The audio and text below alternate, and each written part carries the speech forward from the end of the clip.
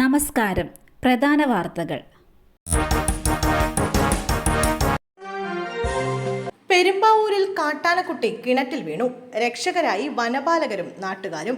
പെരുമ്പാവൂർ മെയ്ക്കാപ്പാലയിൽ കാട്ടാനക്കുട്ടി കിണറ്റിൽ വീണു. ഒപ്പമുണ്ടായിരുന്ന വലിയ ആനകളെ തുരത്തിയ ശേഷം വനപാലകരും നാട്ടുകാരും ചേർന്ന് ആനക്കുട്ടിയെ കരകയറ്റി വിട്ടു. കുട്ടിയാനയ്ക്കൊപ്പമുണ്ടായിരുന്ന പ്രകോപിതരായ കാട്ടാനകൾ നാട്ടുകാരുടെയും വനംവകുപ്പിന്റെയും വാഹനങ്ങളും തകർക്കാൻ ശ്രമിച്ചു. ഇന്ന് പുലർച്ചെ 4 മണിയോടെയാണ് മേക്കപ്പാലയിൽ സ്വകാര്യ വ്യക്തിയുടെ റബ്ബർ തോട്ടത്തിലെ ഉപയോഗശൂന്യമായ കിണറ്റിൽ കുട്ടിയാന വീണത്. ഒപ്പമുണ്ടായിരുന്ന വലിയ ആനകൾ കൂട്ടത്തോടെ ചിഹ്നം വിളിച്ചപ്പോഴാണ് നാട്ടുകാർ സംഭവം അറിഞ്ഞത്. കളമശ്ശേരി ലഹരിവേട്ട. നിർണായകമായത് പ്രിൻസിപ്പലിന്റെ കത്ത്. കളമശ്ശേരി പോളിടെക്നിക്കിലെ ബോയ്സ് ഹോസ്റ്റലിൽ നിന്ന് കഞ്ചാവ് കണ്ടെത്തിയ കേസിൽ നിർണായകമായത് പ്രിൻസിപ്പൽ നൽകിയ കത്ത്. ക്യാമ്പസിൽ ലഹരി ഇടപാട് നടക്കുന്നുവെന്ന സൂചന നൽകിയത് കളമശ്ശേരി പോളിടെക്നിക്കിലെ പ്രിൻസിപ്പൽ തന്നെയാണ്. മാർച്ച് 12-നായിരുന്നു പ്രിൻസിപ്പൽ കത്ത് നൽകിയത്. ലഹരിക്കായി ക്യാമ്പസിൽ പണപ്പിരിവ് നടക്കുന്ന വിവരവും പ്രിൻസിപ്പൽ അറിയിച്ചിരുന്നു. ഇതിന് പിന്നാലെയാണ് പോലീസ് നിർണായക നീക്കം നടത്തിയത്. പ്രിൻസിപ്പലിന്റെ കത്തിന്റെ പശ്ചാത്തലത്തിലാണ് പോലീസ് ഹോസ്റ്റലിൽ റെയ്ഡ് നടത്തിയത്. എഴുന്നള്ളിപ്പിനെത്തിച്ച ആനയെ തളച്ചത് വെടിക്കെട്ട് നടക്കുന്നിടത്ത്.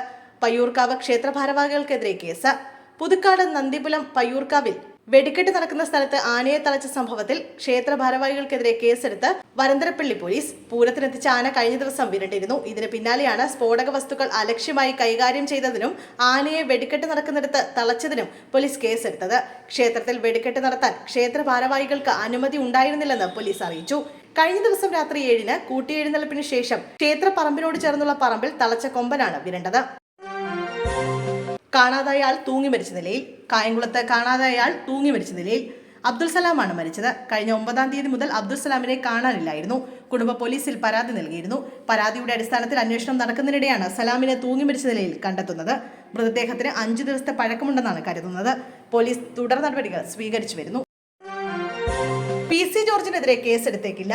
PC ജോർജിന്റെ ലവ് ജിഹാദ് പരാമർശത്തിൽ പോലീസ് കേസെടുക്കില്ല. കേസെടുക്കണമോ എന്ന കാര്യത്തിൽ പോലീസ് നിയമോപദേശം തേടിയിരുന്നു.